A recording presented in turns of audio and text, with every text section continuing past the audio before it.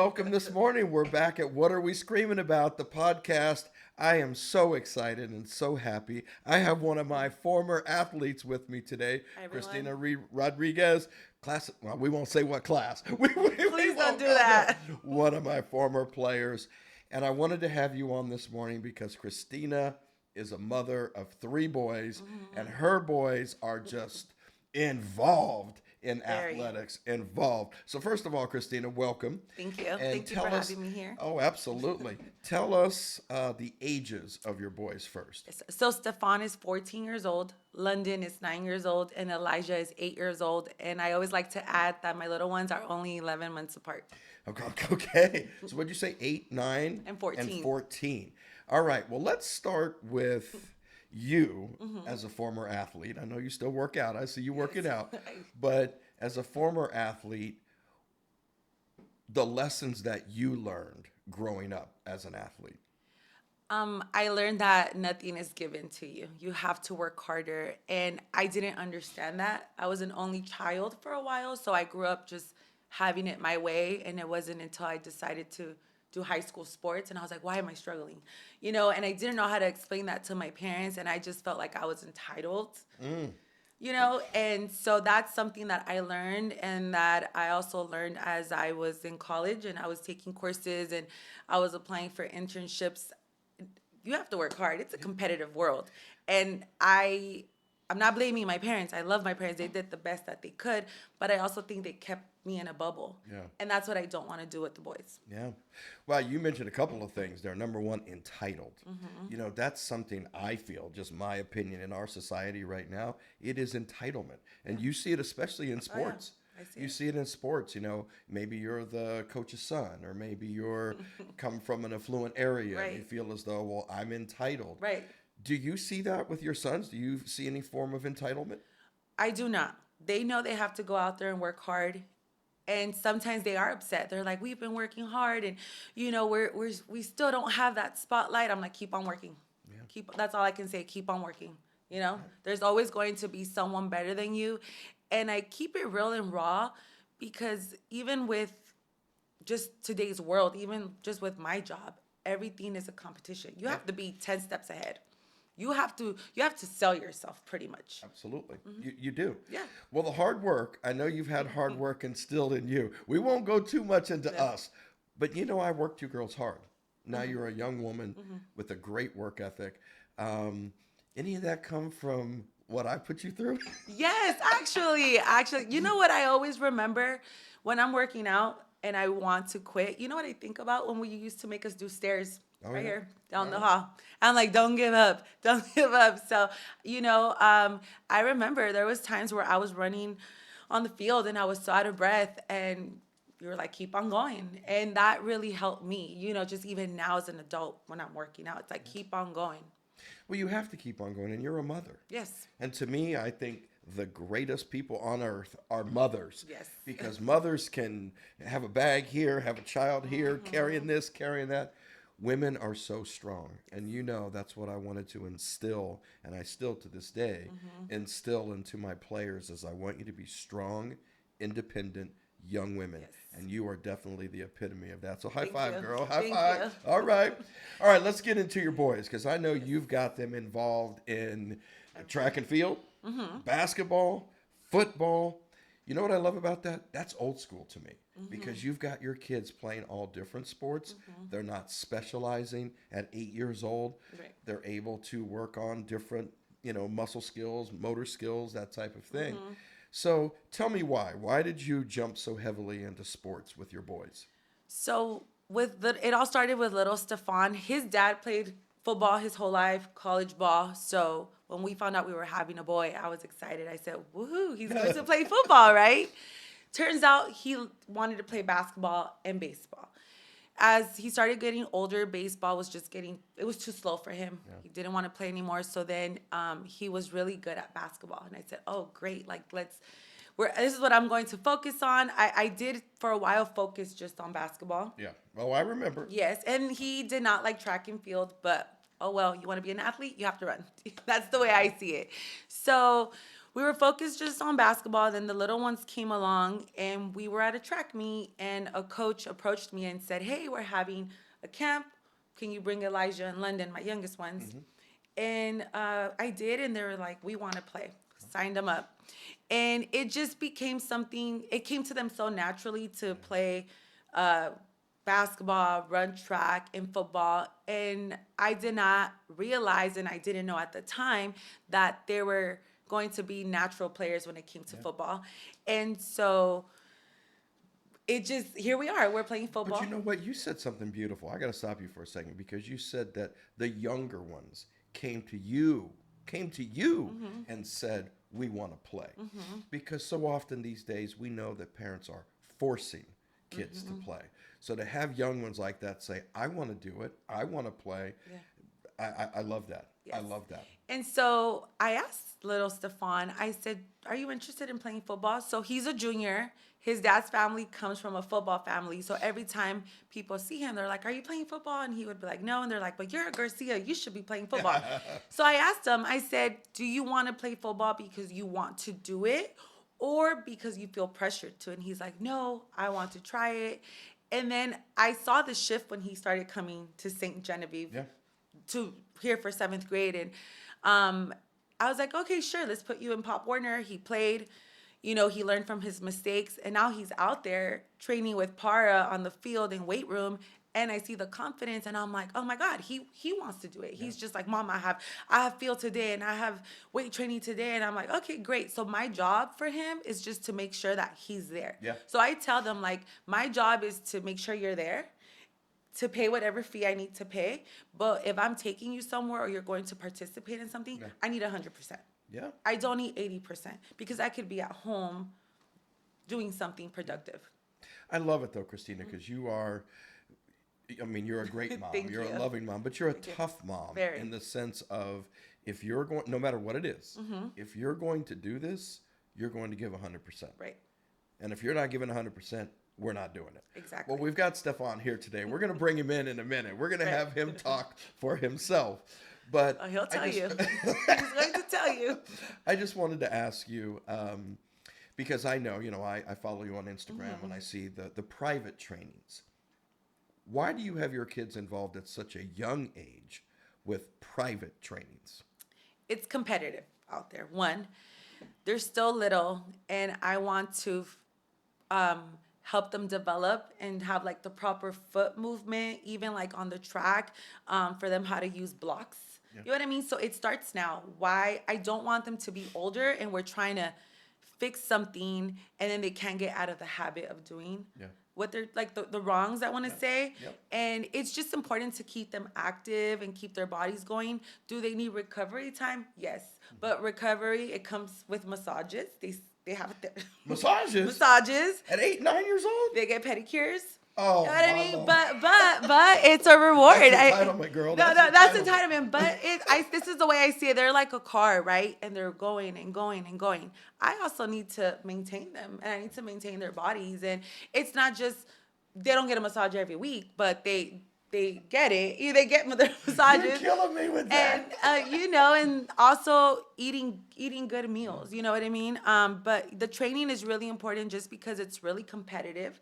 And hey, let's go train. Let's go get better. Every day they wake up and I have that one chance to just get better, even if it's just by 1%. Wow. That's it. Wow. I mean, I love it. I love it. Yes. You're saying it's competitive, which, we know it is. But what if you didn't do it? Is there, what's that term? FOMO, fear of missing out.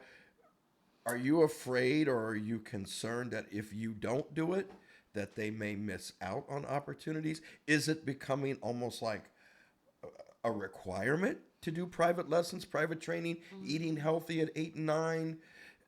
Is that, do you feel like you might miss out if you don't do it? I used to feel that way. I used to feel pressured. I was like, oh, I'm not doing this. I'm seeing this on social media. Let me get on it. Right now, do I think it's necessary? Not completely. I'm really busy myself. So if we can't make it, we can't make it. But with speed training, as a parent, I said, okay, you really have to block your schedule and take them for speed training Because speed is an important part Of course. when you Of perform. course. So, Wow, you're an educated mom on athletics. and it just naturally, I had to learn myself, Yeah. with time. Yeah. But I just mentioned education. So Stefan is going into the ninth grade. Yes. To me, high school athletes should truly be student athletes. Yes. And what I see, and not to put you on the spot, but um, the manicures, the pedicures, the massages, the training, the this, the that, do you put that same type of energy into the academic side? Oh, definitely. Okay. Yes. All I right. don't play about grades. My dad did not play about my grades growing up. Oh, I know. He did not. He did not. And let me. I'm not trying to jump out of the box, but people are like, my grandpa. He's older, so he's like, oh, poor kids, they need a break. Like, do you want them to make it to the NFL?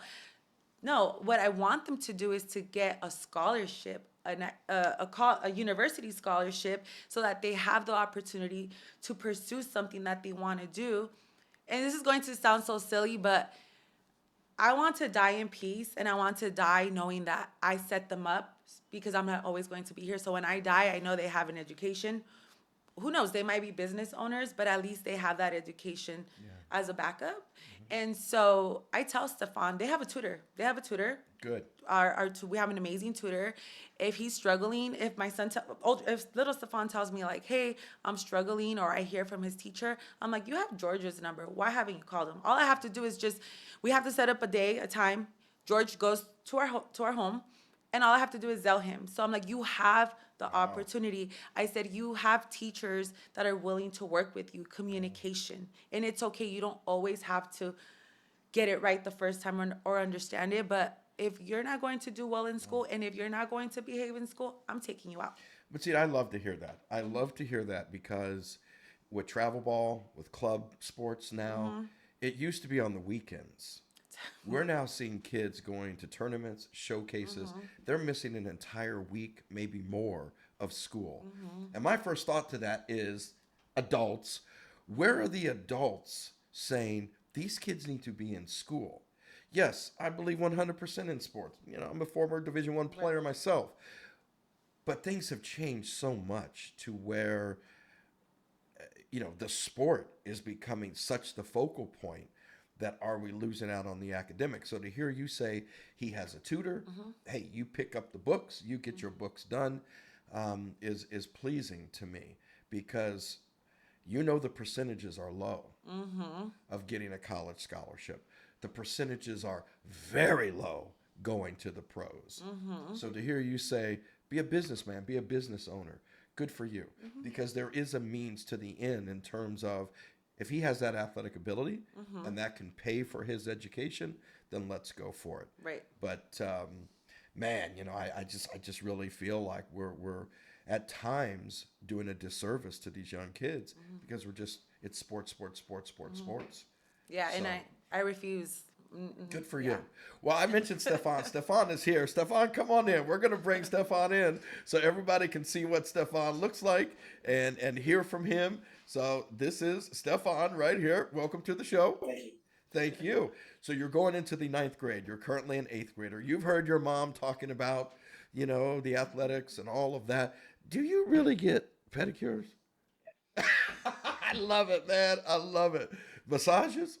Oh my goodness. All right. Well, speak up into the mic. So your mom was saying that you kind of have gravitated towards the sports that you like. Is there one of the sports that you like a little bit more than the other? Yeah, I like, now that I started playing football, I tend to like football more than I like basketball. Are you serious?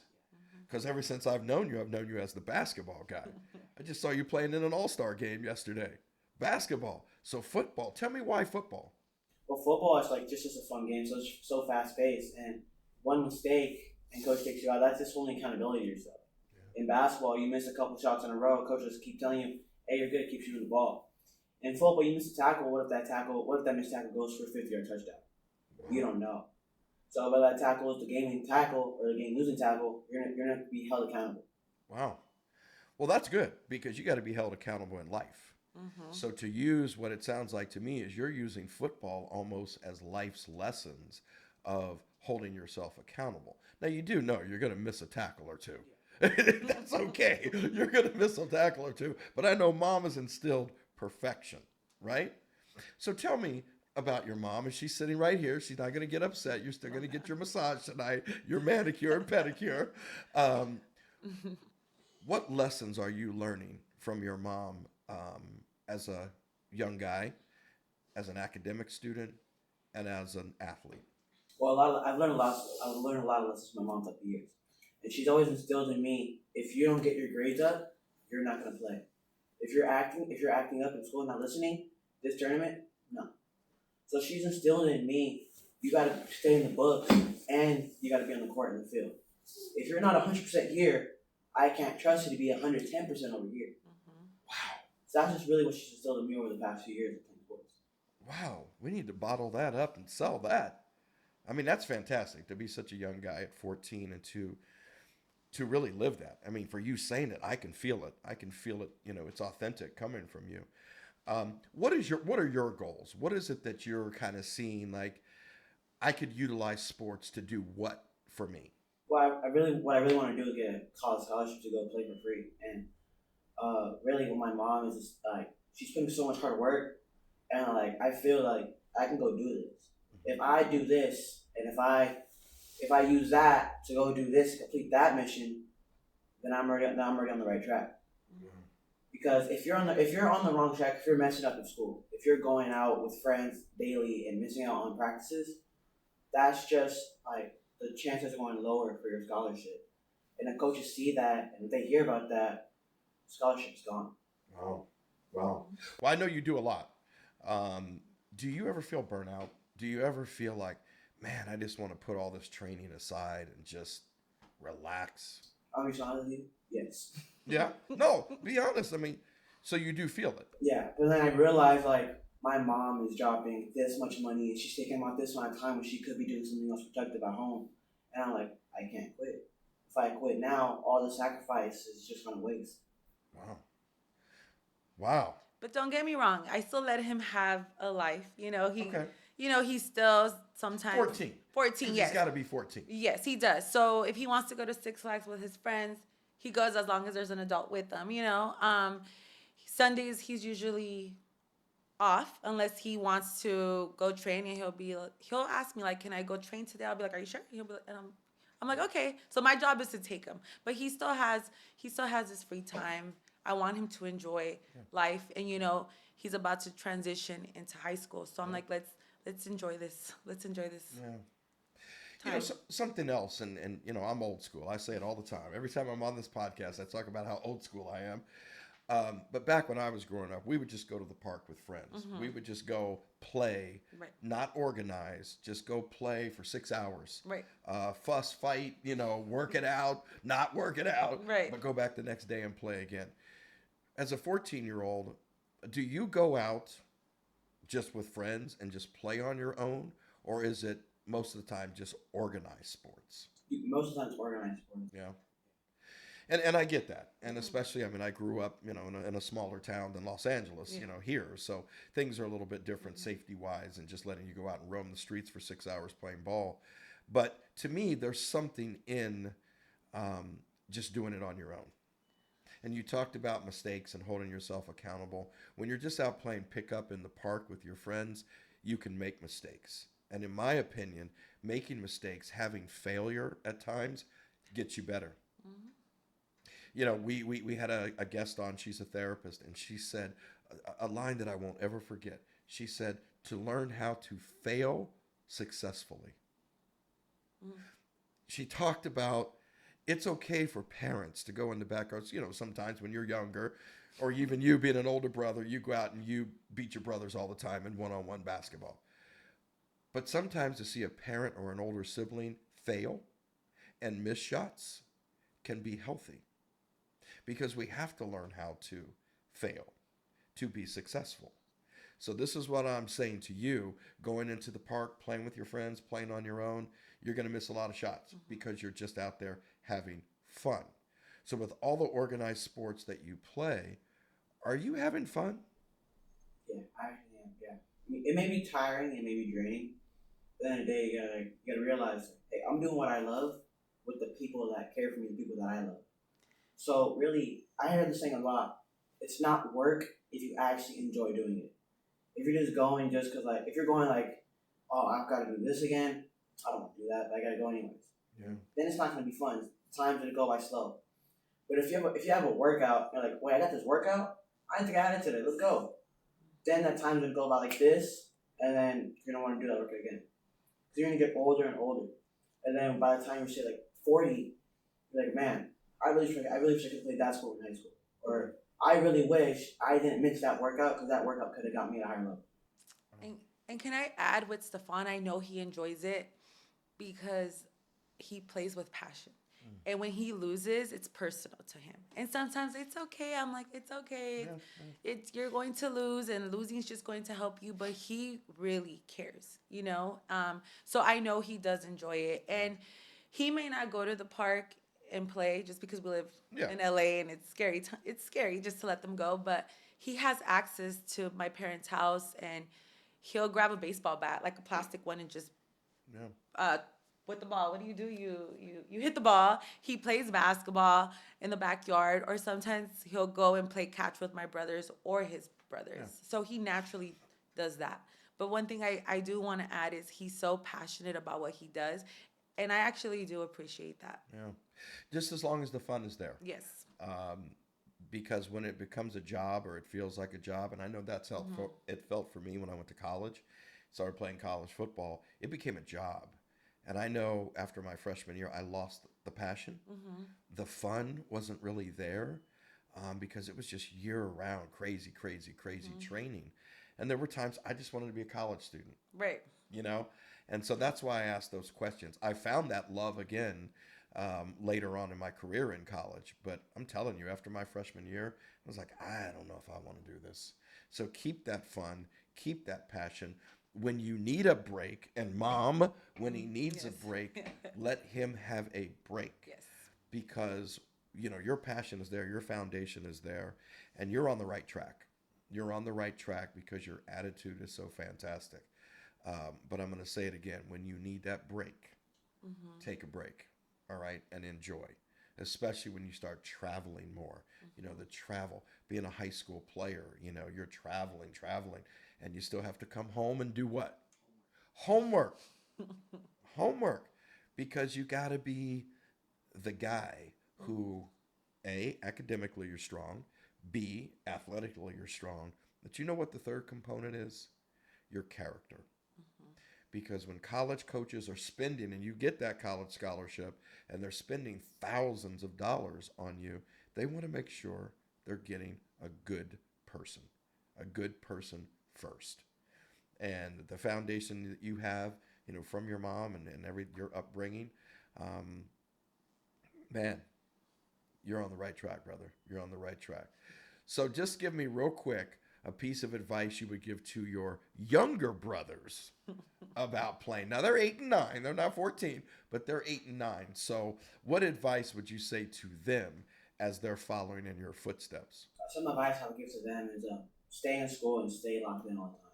You never know, like, when a coach might come up to you. It could be a random Wednesday in June, and a coach says, hey, I like how you're playing. What are your grades looking? Oh. And if you're not getting that homework done, and if you're not studying, your test grades are falling, and what if you get a scholarship? Yeah. What's not with that scholarship? Then you're be wondering yourself at home, I should have got my grades up. Yeah. I should have done homework when my mom told me to get homework done. Or my mom told me to study for this test, why didn't I never study? Yeah. Wow, Stefan, you...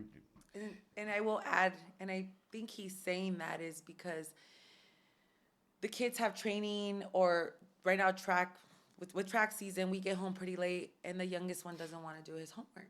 Oh. And I'm like, absolutely not. You're going to do your homework. It's important. And if you cannot handle track, you're out. Wow. And he doesn't want to quit track. So Well, Christina, you're implementing great values with your kids, and it's great to hear, because not only are you saying it, I know you, I see it, I see what you're doing, and it's authentic.